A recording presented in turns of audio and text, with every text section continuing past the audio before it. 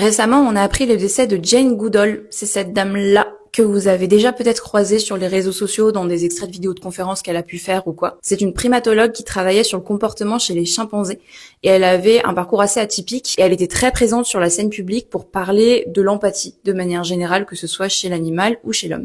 Peu de temps après, je suis tombée sur le post de Pierre Rigaud, pareil que vous avez peut-être déjà croisé sur les réseaux sociaux. Et dans ce post, en gros, Pierre Rigaud, il rend hommage à Jane Goodall et il salue notamment le fait qu'elle ait choisi d'être végétarienne, voire végane dans les dernières années de sa vie, notamment de par son travail justement sur l'empathie et son contact qu'elle avait quotidiennement avec les animaux. Et il fait aussi un parallèle avec d'autres personnes, des chercheurs, des activistes, qui auraient un discours similaire à celui qu'avait Jane Goodall sur l'empathie et sur la cause animale, et qui pour autant continuent de consommer des animaux. Là, Pierre Rigaud, du coup, dénonce le manque de cohérence que peuvent avoir ce genre d'activistes et de chercheurs avec leur mode de vie. Alors, je sais pas si ça va faire beaucoup avancer le débat, mais en tout cas, moi, j'ai une piste de réflexion pour expliquer cette espèce de dissonance finalement. L'empathie, c'est plus complexe que ça en a l'air.